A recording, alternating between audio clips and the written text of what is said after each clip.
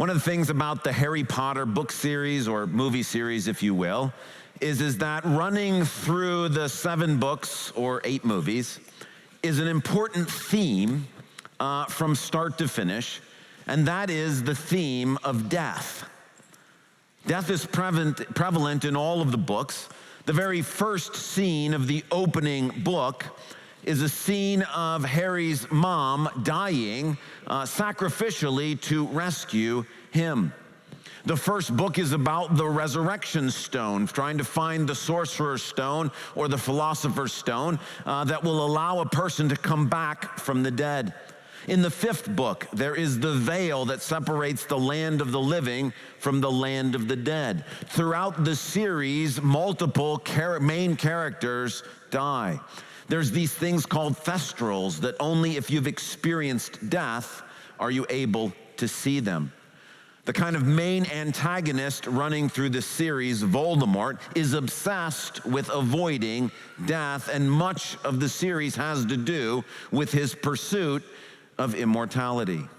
Well, this theme of death really ramps up when you get to the final book, which is called Harry Potter and the Deathly Hallows. And in that book, there are this idea of the Deathly Hallows, these 3 things, the resurrection stone, the invisibility cloak, and the elder wand, that make one the master of death. And the idea is that the main characters spend their time sort of chasing after Voldemort to try to stop his plan to cheat death. But what's so fascinating about that 7th book is that J.K. Rowling, who wrote the Harry Potter series, buried right in the middle of that 7th book an extremely important chapter. It's a chapter that you might not pay much attention to when you're sort of reading through or when you're watching the movies, but if you think about it, it's placed strategically to accomplish a very important thing. At a high point in the book, the characters end up in a place called Godric's Hollow. And they're there, and this is no accident. She has them there on Christmas Eve, and they're at a church, a Christian church. And they're in the cemetery that is next to the church, and as they're going through the cemetery, they see 2 tombs, and on those tombstones are 2 Bible verses. The first is from Matthew 7, and it talks about your treasures being in heaven, and that death cannot touch your true treasure. The second one is even more powerful. On one of those tombstones is a quote, and she quotes it in the book from 1 Corinthians 15 from our Bible. And the quote is, "The last enemy to be defeated is death."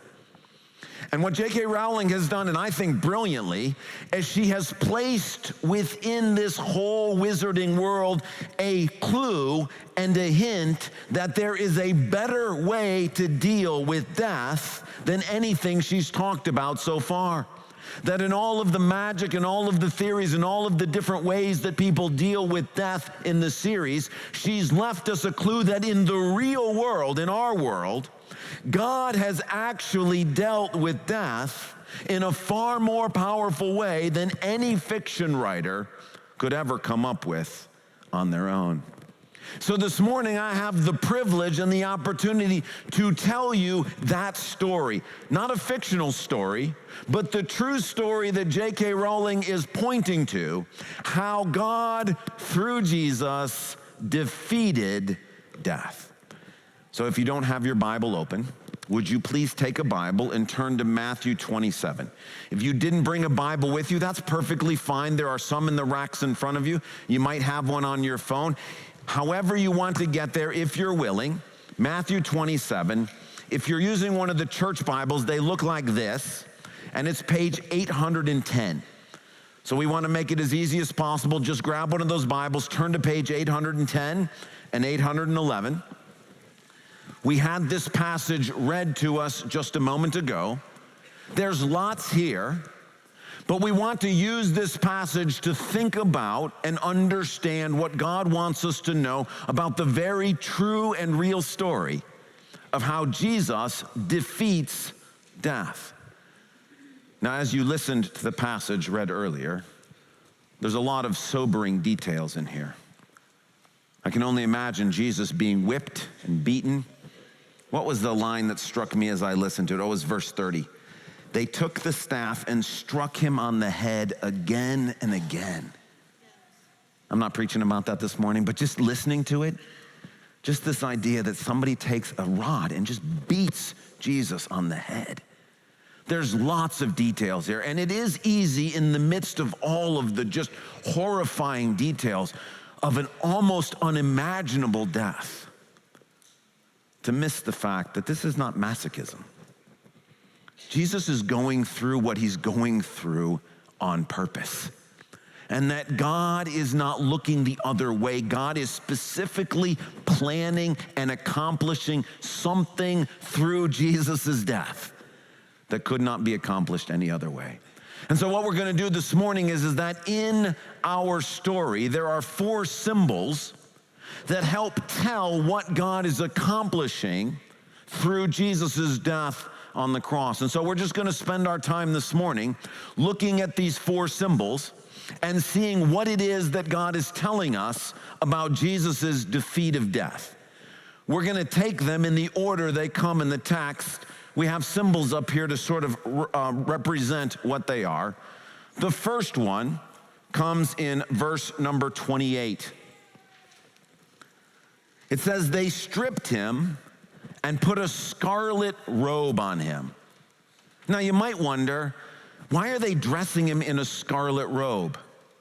Of course, one possible answer is that the Roman soldiers are sort of making fun of Jesus. He is the king of the Jews, and they're trying to show, well, what kind of king is this? He's being crucified. Yes, that of course is probably the reason why they're doing it. But the question that interests me is, why does God the Father have them do this? Why does God allow this to happen? They dress him in a robe, and then they take the robe off. Why is this important? Well, Matthew not only tells us it's a robe, he says it's a scarlet robe. That's important. Why does it matter that they've dressed him in a scarlet robe? It's actually interesting, if you look at Luke's version and John's version, they say it's a purple robe. I think the true color is probably reddish purple. Luke and John are focusing on the purple part, but Matthew's like, no. It's very important. It's red. It's scarlet. Why? Well, the word that is used here for scarlet is used in another passage in Scripture in the Old Testament, written 1,500 years before the crucifixion of Jesus. And that word is used in connection with a very important sacrifice that happened in ancient Israel. 1,500 years before Jesus comes on the scene, before he's even born, God institutes an important sacrifice in Israel's history called the red heifer sacrifice. It's in Numbers chapter 19. And what happened is in Numbers 19, you find a red heifer, which is why it's called a red heifer sacrifice. And that animal is sacrificed. And uniquely, during that sacrifice, you do not pour the blood into the ground as you do with all other sacrifices. Instead, this one sacrifice, the blood stays in the animal, and the blood is burned along with the animal. And then what the priest would do is would take the ashes off the altar and put the ashes into water. That water became known as the water of cleansing. And the purpose for the water of cleansing is that you used it to cleanse somebody who had been contaminated by death. You see, death is contaminating. And so this sacrifice, this ceremony was designed to deal with the fact that people came in contact with dead bodies regularly, and this was a contaminating feature. Now, there's one more thing about the sacrifice that I didn't tell you yet, is that you not only took the red heifer and put it on the altar, you also added on top of it cedar wood, hyssop, and scarlet wool. You effectively dressed the red heifer in a scarlet robe before it was sacrificed. The reason why Matthew has made a big deal out of the fact that Jesus is being dressed in a scarlet robe is he's trying to show us that Jesus' death saves us from the trauma of death. What do I mean by that? Well, death is traumatizing. When someone you love dies, it's like a portion of your soul dies. Death is not the way life is supposed to work. It's like the fabric of life is being torn apart. Even when we just hear stories of death, something feels wrong, something feels off, whether it's death through a car accident or war or a shooting or simply death that happens because of old age. Something within us chafes and says, that's wrong. Life shouldn't work this way. That is the trauma of death. In the Old Testament, this was represented by the fact that if you came in contact with someone who had died, you were contaminated, meaning their death was now affecting you. So it is still today. Recently, a dear friend of mine, Dave McGinnis, passed away. When I heard that Dave was sick, that was hard news. When I heard that he had died, it felt like being stabbed with a knife. Here's somebody who I had loved and who had loved me dearly, had been so generous and kind. To think that he's no longer here, he's no longer available. He was incredibly encouraging. I could count most Sundays receiving some text from Dave McGinnis telling me about this service, this sermon, something encouraging. To think that's no longer available, that's traumatizing. That's overwhelming. But what this symbol is reminding us is because Jesus died, and because Dave believed that Jesus died for him, and because I believe that Jesus died for me, I'm going to see Dave McGinnis again. Amen. That overcomes the trauma of death. Instead of his death causing my life to spiral downward, his death is still very, very sad, but it is not hopeless. And as a result, death does not go from one person to the next in a domino effect, dragging everybody down. Because Jesus' death saves us from the trauma of death. There's a second symbol in our passage, and it's in verse 29. It says, "And then they twisted together a crown of thorns and set it on his head." Now, the crown of thorns is regularly a part of the crucifixion story. Lots of artists, when they paint Jesus on the cross, will put the crown of thorns on his head. If you're familiar with this story, you may be familiar with the crown of thorns. But have you ever stopped to ask the question, why are they putting a crown of thorns on his head? Again, I understand that from the Roman soldier's point of view, this is sort of mocking him, that we've put a crown on his head, like, hey, you're supposed to be the king of the Jews, here's your crown. But think about it. Why thorns? Is there some soldier just walking around with a bunch of extra thorns in his pocket? Oh, you need something? Let me take these. We'll just make this into... Where did they get the thorns from? I actually don't know the answer to that. I don't know why they chose. Thorns do not seem like the easiest thing to manipulate into a crown. I don't know why they did it, but I do know why God the Father had it done. It's a crown of thorns. The very first time thorns are mentioned in the Bible is in Genesis 3, when the ground is cursed with death. Thorns represent the curse of death. The idea that when we try to grow things, thorns grow up and choke out the plants. Weeds make the land unproductive. Metaphorically, thorns represent the fact that you can work at a company for months and years and pour your heart and soul into it, and then all of a sudden technology comes along and you've lost your job. That is the curse of death. This represents the fact that you might work really hard to remodel a room in your house, and then a few years later, the room needs to be remodeled again. Nothing we do seems to last. The curse of death is the idea that you can pour time and energy into a relationship, and then having something happen in that relationship is torn apart, and all of a sudden it feels like all of those efforts were in vain. Thorns represent the fact that we live in a cursed world, that nothing we do seems to last. That we build something and it falls apart, that we fix something and it falls apart again. We pour time and energy into something and we look back and say, what was it worth? We can't grow gardens. We can't make things work. We try our best, but hanging over everything is the shadow of death. The crown of thorns on Jesus' head represents the fact that he came to deal with the curse of death. That Jesus, what he is announcing to us and what he's making possible through the cross is a new heavens and a new earth. The beauty of that is a new heavens and a new earth is not a bunch of people sitting on clouds strumming lyres and harps and singing all the time. That's not a new heavens and a new earth. A new heavens and a new earth is a new heavens and a new earth where we do earth kinds of stuff like grow gardens and prepare meals and hang out with friends and play things, sports that are enjoyable and have animals and paint pictures and write books. It is life as we know it. Everything that's good about this life without the shadow of death hanging over it. Can you imagine growing a garden and not having to worry about weeds? Can you imagine building something, a place where you're going to live and not worrying about the fact that it's going to fall apart?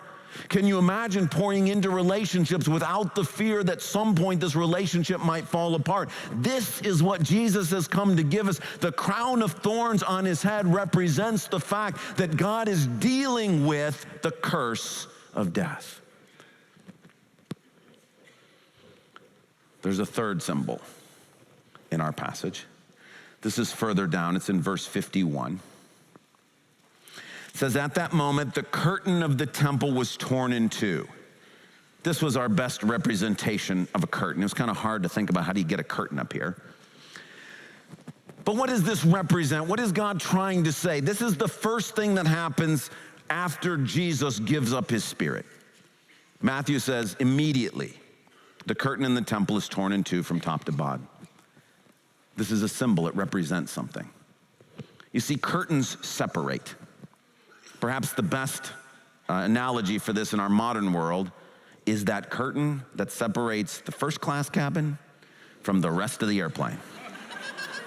You know what this is like, right? You get on the airplane, you walk through first class, you go sit down in coach, in economy, and then what happens when the time to take off?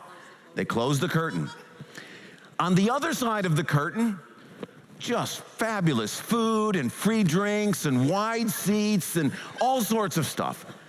On our side of the curtain, expensive snacks that you gotta pay for, cramped seating, and the person in front of you leaning their seat back into your space. The separation between first class and the rest of us is the curtain. It's a symbol. You can't come up here. And I don't know if on an international flight, if you've ever tried to go past the curtain and use the bathroom in the front, they are not fans of that. I will just say that. No, you stay in the back. You stay behind the curtain. Well, in the temple in Israel, there was a curtain. And what that curtain represented is that the first class life that God wanted for us is unavailable to us because of our sin.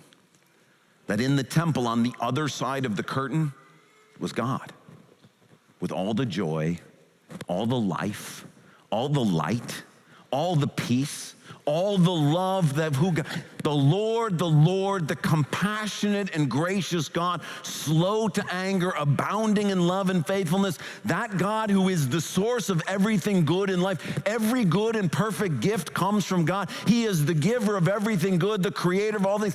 He's on the other side of the curtain, giving out first-class life.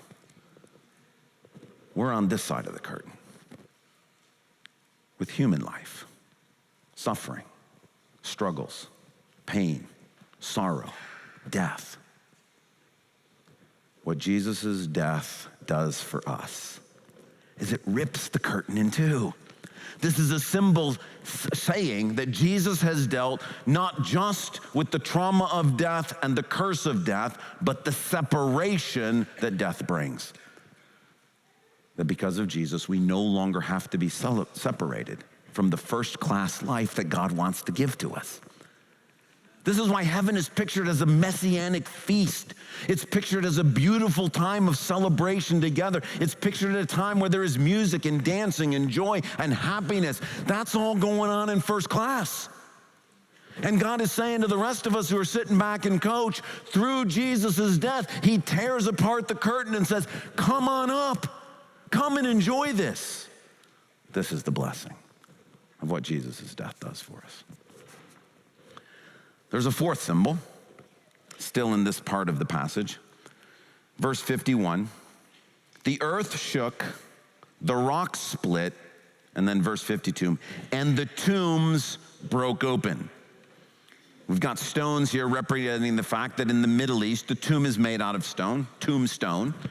The idea is that when Jesus dies, not only is the curtain torn in two, but there's an earthquake, and as a result of the earthquake, tombs break. This is not an accident. You're like, well, in earthquakes, tombs break. No, God very specifically is causing the earthquake because he wants the tombs broken. It's a symbol. It's a sign of what? Well, death is very confining feeling. Lots of people feel claustrophobia when they think about death. If you think about a coffin, it is a small space. People can have irrational fears about being trapped inside of a coffin. A tomb is in the ground. You can't get out. In ancient Israel, the realm of the dead was called Sheol. In Greece, it's called Hades. This is a region that is pictured as a prison. Souls are consigned to Hades or Sheol and cannot escape. Death is pictured as a realm from which you are imprisoned. There is no way out. You go in, you can't come out. The tombs breaking open is a sign and a symbol that Jesus is saving us from the realm of the dead. He's bursting open the prison doors of death. He's cracking open the gate to Hades to bring us out into a wide and spacious place. Death represents enclosure. It represents claustrophobia. It represents confinement. It represents prison. What Jesus' death is that he breaks open the prison and invites us into a wide open, spacious place. 4 symbols. Jesus' death saves us from the traumatization of death, saves us from the curse of death, the separation that death brings, and the confinement of death.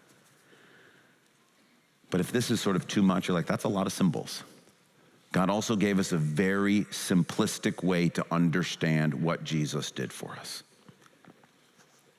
It's verse 52. The bodies of many holy people who had died were raised to life. They came out of the tomb after Jesus' resurrection and went into the holy city and appeared to many people. Now, what Matthew's done here to make his point is he sort of ignored the chronology and the timeline, and he's fused 2 separate things into one. On Good Friday, which is the day that Jesus dies, that's Friday. On Friday, the tombs break open, but nothing happens at that point. On Friday, the tombs simply crack. On Sunday, Easter Sunday, when Jesus is raised from the dead, after Jesus is raised from the dead, something else happens to those broken tombs. Literally, bodies come out of them and go into the city and appear to people on their way to heaven. Can you imagine this? This is in Jerusalem. This means that people who live in Jerusalem who buried their mom or their friend or their dear aunt in the ground saw some of these people coming out of the ground. It says they went through. Can you imagine seeing your dad who had passed away, who you thought you would never get to see again? Can you imagine him in resurrected form coming to see you on his way towards heaven? Imagine what that would have felt like. What we're saying is, look, if you don't get all of the symbols, if you don't understand all of the background, this is the point in simplest possible way. Dead people are coming back to life. This is what Jesus' death accomplished for us. Instead of death being the end, it's simply not the end. And so God says, let me make this as simple as possible for you. Because of Jesus, those who were once dead can be made alive. This is what we mean by the death of Jesus. This is what he accomplishes for us. Okay, So what do we do with this? What do we do with this teaching? Well, it forces on us a choice. What are you and I going to do with the concept and problem of death? One of the brilliant things that J.K. Rowling is doing in the Harry Potter series is she's showing us there's different ways to deal with death. One of the ways is you can try to avoid it as long as possible. Now, in her world, she's used magic as a way to try to avoid death. We have our own version of magic, and it's called a gym membership. It's fitness, it's health, and there's lots of people who are like, I'm gonna do anything I can to avoid death and to hold it off as long as possible. That is a valid way to deal with death. There's another way to deal with death where it sort of says death is embraced as an old friend. There are people who actually long for death. There are people who want to embrace death. There are people who look for death to get them out of the problems of this life. That is another way to deal with the problem of death. Some people just simply want to ignore death. There are people that just don't want to talk about it. In the book series, there's people like, I don't want to think about or talk about death. That's a very real way that some people deal with death. I just don't want to talk about it. There's also another way in which people take death and make it noble. To give your life for something, to sacrifice your life, that is a noble view of death. To take death as something to try to work towards, a good death. All of those are valid ways that humans deal with the problem of death. But what God is offering is a fifth way. And he's offering to defeat death. That is very different. That is very different than avoiding death, nobilizing death. That is different than ignoring death, embracing death. The offer is through Jesus for death to be defeated, for the trauma of death, the curse of death, the separation of death, the confinement of death, for that to be overcome and destroyed so that all that remains is life. This is the offer. And as your friend and your pastor, and maybe you don't even know me, maybe you're just visiting here for that. You're like, who is this guy and what is he doing? Let me just say to you, of those 5 choices, choose the defeat of death. That is the much better option. But that raises the all-important question. How? How do you choose to defeat death? We know how to choose to avoid death. We know how to choose to ignore death. We can probably think about how to embrace death. But how does someone choose to defeat death? If I'm saying to you, you got choices. And my encouragement is choice number 5, defeat death. Enjoy eternal life. Enjoy the things of this life, the relationships of this life, the beauty of this life, the art of this life, the food of this life, the trees, the plants, the animals of a newly created world, not overshadowed by death. And I say, choose that. If you're here and say, okay, how? Let me explain it to you. I started this sermon by talking about the Harry Potter series. Some of you may have read the book, some of you may have watched the movie, some of you may have no idea what we're talking about.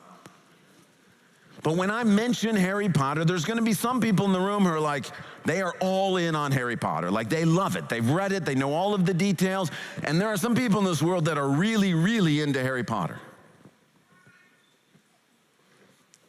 But when I mention that, even when I see people who are really, really into Harry Potter, I know deep in my heart that those aren't real stories. J.K. Rowling did a great job writing books, but I know that those things didn't happen. Contrast that with what happened this week. We celebrated the 4th of July this week. I wasn't there at the signing of the Declaration of Independence, whether it was July 2nd or 3rd or 4th, but I do know that there are historical records of it. I do see that a country exists. Well, America must have come from somewhere. We have regular commemorations. July 4th feels very different to me than Harry Potter. When I hear, hey, there's a July 4th commemoration, I think to myself, well, yeah, that's because that's a real event. That event happened in history. So how do you choose Jesus and the defeat of death? If you think of Jesus like Harry Potter, if you look around and go, yeah, there's Christianity, and there's even some people who are really, really into Christianity, and that guy up on the platform who keeps saying all this stuff really loudly, he seems to be really into it. But when you hear this story read, if you think to yourself, well, that's another story like what J.K. Rowling wrote, then Jesus' death won't do you any good. Harry's mom's death doesn't do me any good because it didn't really happen. But if on the other hand, you think about what we just read, what you just heard, what I just talked about, more like the 4th of July, where you're like, well, I wasn't there, but I've heard eyewitness testimony of what happened. Something changed, and now here is this Christian thing.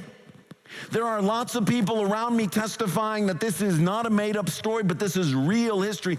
If when you hear what Matthew said, if you hear the story of Jesus, if you think about it as history, as reality, and not made-up story, then Jesus' death does something for you. In the same way, the Declaration of Independence does something for this country. If it's a made-up story, it's no good. If it actually happened, then it has effects. So, how do you choose?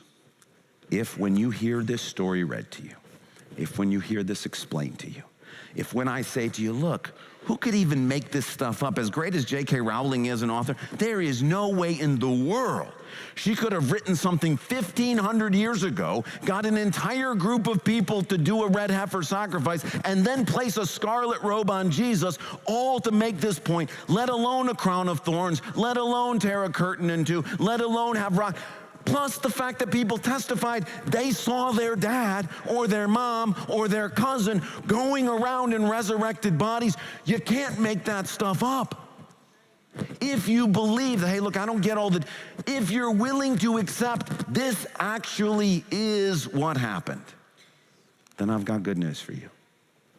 The death of Jesus is for you and for me. And that death will not traumatize you. Yes, it will be painful to see people you love die. Yes, it will be painful to go through death yourself, but it will not be the end. The curse of death, life in this world is not ultimately where we'll end up. Separation from God does not have to continue. You can experience a first-class life now. And you don't have to be afraid of being trapped in death forever. If you're willing to believe that what Matthew is telling us, what I'm talking about, what Jesus did actually happened, then I've got good news for you. That's what we call faith. If when you hear Harry Potter, you think, not true, nice story, but didn't really happen. But with Jesus, something different is going on here.